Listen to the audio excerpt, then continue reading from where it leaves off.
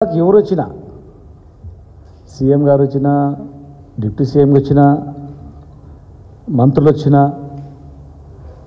అసలు తెలంగాణ 10 ఏళ్లలో ఏం చేయలేదు. తెలంగాణ మహబూబ్నగర్కు పాలమూరుని ఎండగట్టిండ్రు. పాలమూరులో ఏం జరగలేదని అంటే మాట్లాడడము ఆశ్చర్యం వేస్తుంది, ప్రజలకి ఆశ్చర్యం వేస్తుంది.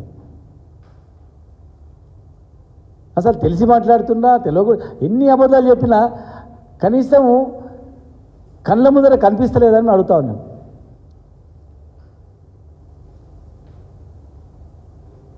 ఇన్ని లక్షల ఎకరాల పంటలు ఎట్లా పండినాయి? మేము కంప్లీట్ చేయందే మరి మీ హాయంలో శంకుస్థాపనకే పరిమితమైనటువంటి కల్వకుర్తి లిఫ్ట్ ఇరిగేషన్ నీళ్ళు మేము వచ్చినాయా?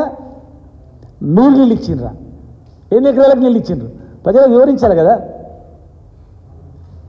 నెట్టెంపాడు కానీ, భీమా కానీ, కోయిల్ సాగర్ కానీ, కాలువలు కానీ ఇవన్నీ మీరు ఏం చేయండి ఆటోమేటిక్గా కంప్లీట్ అయినాయా? మీరు నిద్రించిపోయినరా? తెలంగాణ ఉద్యమం జై తెలంగాణ అన్నప్పుడల్లా శంకుస్థాపనలకే పరిమితమైంది. ఆర్డీఎస్ దగ్గర తూములు బద్దలు కొట్టి తీసుకుపోతాం, బాంబులు వేస్తామన్నప్పుడు కూడా ఎవరు మాట్లాడలేదు. పోతిరెడ్డిపాడు అటు సైడ్ తోకుంటే అనుమతులు లేకుండా, కానీ ఇక్కడ ఎండగొట్టింది.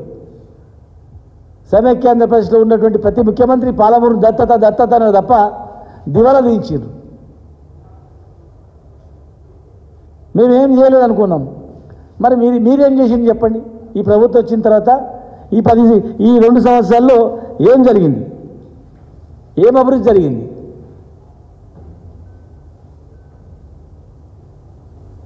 తొంభై శాతం పూర్తయినటువంటి పాలమూరు రంగారెడ్డి జిల్లా ప్రాజెక్టు కేవలం ఒక 10% కంప్లీట్ చేస్తే నీళ్ళు వస్తాయి. మరి ఆ 10% ఎందుకు కంప్లీట్ చేస్తలేదు? ఇంకెన్ని రోజులు అవుతుంది? ఇవాళ మోటార్లు రెడీగా ఉన్నాయి, మోటార్ ఆన్ చేసినాం. పాలమూరు లిఫ్ట్ ఇరిగేషన్ ఆసియా ఖండంలోనే అతిపెద్ద సర్జిపూల్ అది. ఆసియా ఖండంలోనే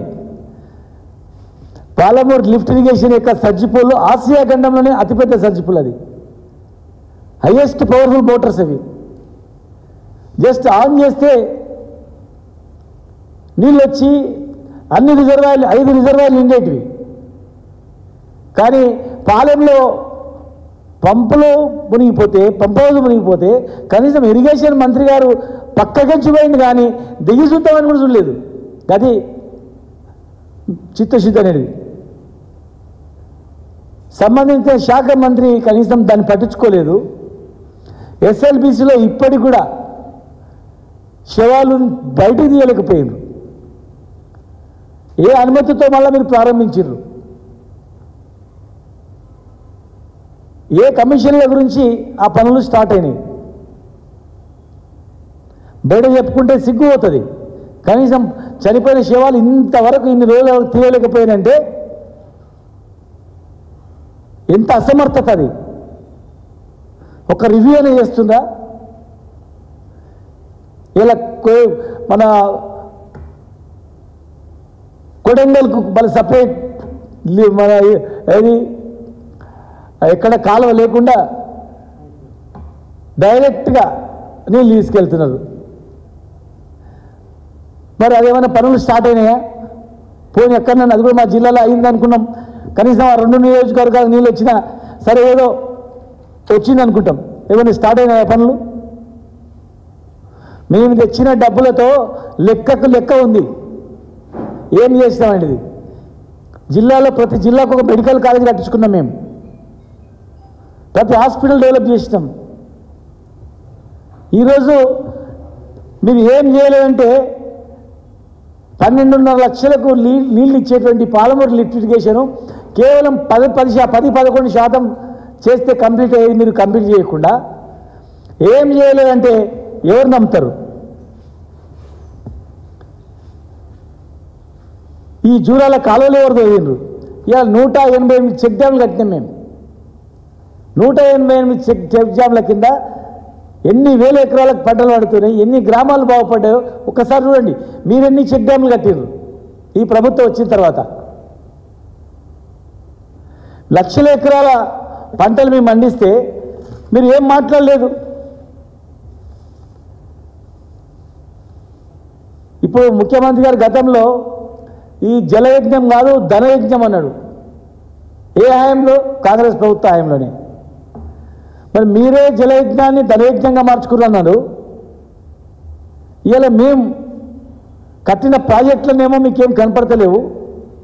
ఇవాళ ఈ ప్రభుత్వం ఖర్చు కట్టి అభివృద్ధి కాదు మనం చేయాల్సింది, కేవలం బదనాం చేయాలంటే ఆలోచనతోనే ముందుకు పోతా ఉంది. కేసీఆర్ గారిని బదనాం చేసుకుంటేనే అధికారంలోకి వచ్చారు. అబద్ధపు హామీలతోనే అధికారంలోకి వచ్చిండ్రు. ఇప్పుడు ఇచ్చిన హామీలు నెరవేర్చకుండా కేవలం కేసీఆర్ బదనాం చేసే కుట్ర భాగమే ఈరోజు కాళేశ్వరం కమిషన్ అనేది నివేదికనే ఇవ్వలేదు. కమిషన్ నివేదిక ఇవ్వకముందే లీకులు వస్తూ ఉన్నాయి. కేసీఆర్ మీద కేసు అవుతుంది, కేసీఆర్ గారి మీద ఇదవుతుంది అని. ఒకవేళ నిజంగా మీకు చిత్తశుద్ధి ఉంటే కమిషన్ రిపోర్ట్ వచ్చిన తర్వాత చూసి కదా మీరు చెప్పాల్సింది. అంటే మీకు ముందే రిపోర్ట్ తెలుసు అన్నట్లు. అంటే మీ టార్గెట్ అనేది ఒక బదనాం చేయాలా, కమిషన్తో బదనాం చేయించాలా. మనం చెప్తే నమ్మరు. కమిషన్తో భూతద్దంలో పెట్టి వెతికి మొత్తం కేసీఆరే 1,00,000 కోట్ల ప్రాజెక్టులు 1,00,000 కోట్లు సారే తినేసిండు, కేసీఆర్ తినేసిండు, కేసీఆర్ వల్లనే ఇట్లా అయింది అనేటట్టు మీరు బదనాం చేసే కుట్ర కనుక మేము మొదటి నుంచి చెప్తున్నాం. మీరు ఎన్ని కమిషన్ చేసినా మీ టార్గెట్ కేసీఆర్ని బదనాం చేయాలా. గతంలో మీరు ఏమన్నారు? 1,00,000 కోట్లు కుంభకోణం, 1,00,000 కోట్లు తిన్నారన్నారు. మరి 1,00,000 కోట్లు తింటే మేటికట్ట బ్యారేజ్ ఎవరు కట్టిండ్రు? కాళేశ్వరం కింద అనేక రిజర్వాయర్ ఎవరు కట్టిండ్రు? ఇన్ని పంటలకు నీళ్ళు ఎత్తొచ్చినాయి. తెలంగాణ రాకముందు ఎన్ని ఎకరాలు, ఎన్ని లక్షల ఎకరాలు పండింది, వచ్చిన తర్వాత ఎన్ని లక్షల ఎకరాలు పండినాయి. కేసీఆర్ గారు ముఖ్యమంత్రి అయినాకనే కదా ఈ భారతదేశంలో అత్యధిక వరి పంట పండించిన రాష్ట్రం ఏదంటే కింది ఉన్నది పైకి పోయింది, నెంబర్ 1 స్థానంకి వచ్చింది. మరి ఏ ప్రాజెక్టు కట్టకుంటే ఆటోమేటిక్గా దేశంలో నెంబర్ 1 స్థానానికి పంటలు పండడంలో వస్తుందా?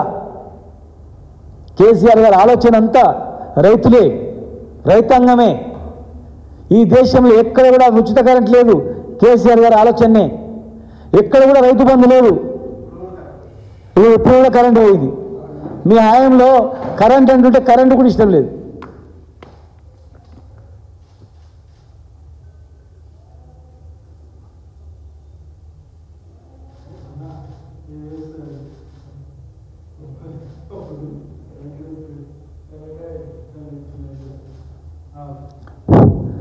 చూడండి, కరెంట్ అనగానే కరెంట్ ఇవ్వడానికి ఇష్టం లేదు, కరెంట్ కూడా పోయింది. ఎక్కడ ఏ సమావేశాలు పెట్టినా కూడా మేము పెట్టామంటే 10 సార్లు కరెంటు పోతుంది, రోజు 10 సార్లు ఇలా కరెంటు పోతుంది. కేసీఆర్ గారు గవర్నమెంట్లో ఒక్కనాడైనా కరెంటు పోయిందా? తెలంగాణ రాకముందు ఎంతోమంది పాము కాడు గురించి చనిపోయారు కరెంటు దగ్గర పోయి, చేతులు ఎండిపోయి ఆత్మహత్యలు చేసుకున్నారు. ఈ 10 సంవత్సరాల్లో కరెంటు లేక ఆత్మహత్య చేసుకున్న సందర్భాలున్నాయా? చేను ఎండిపోయి ఆత్మహత్యలు చేసుకున్న సందర్భాలున్నాయా? కేసీఆర్ గారి ఆలోచన మొత్తం రైతే. రైతు బాగుపడితే ఊరు బాగుపడుతుంది, ఊరు బాగుపడితే రాష్ట్రం బాగుపడుతుంది, రాష్ట్రం బాగుపడితే దేశం బాగుపడుతుంది. ఒక రైతునే కేంద్రంగా చూసి రైతు బాగుపడితే అన్ని కులవృత్తులు బాగుపడతాయని నమ్మి రైతుని బలవంతం చేయడానికి ప్రయత్నం చేసిండు కేసీఆర్ గారు. ఇలా మీరు వచ్చిన తర్వాత ఎప్పుడు ఉంటుందో కరెంటు తెలియదు, ఎప్పుడు అవుతుందో తెలియదు. 1,00,000 కోట్లు అన్నారు, నమ్మలే ప్రజలు. ఒక్క పిల్లర్ అనుకుంటే 2 నెలలు రిపేర్ అవుతుంది. కానీ ఇవాళ మీరు ఏం చేస్తున్నారు? ఆ పిల్లర్ రిపేర్ చేయకుండా బ్యారేజ్ దగ్గర, కాళేశ్వరం ప్రాజెక్ట్ దగ్గర మీరు పిల్లర్ను రిపేర్ చేయకుండా మీరు దేవుడు మొక్కుతున్నారు. వరద వచ్చి మొత్తం కొట్టుకుపోయింటే బాగుండే, ప్రాజెక్టు మొత్తం కొట్టుకుపోయింటే మంచిగా కింద నీళ్ళు పోతే సముద్రంలో కలుస్తుందని వాళ్ళు బనకచీరలు కట్టుకుంటారు. మంచిగా మనకు తెలంగాణకు టచ్ కాకుండా అట్లా పెన్నా బేస్, కృష్ణా బేస్ దాటి పెన్నా బేసిన వరకు నీళ్ళు తీసుకుపోతారు అన్నటువంటి ఆలోచనతో ఉన్నారా? లేకపోతే ఇది కొట్టుకపోతే ఇంకా కేసీఆర్ మొత్తం బంగారం చేయొచ్చు, కొట్టుకుపోతలేదని చెప్పి ఆలోచనతో ఉన్నారా అని ప్రజలు గమనిస్తూ ఉన్నారు. కేసీఆర్ గారు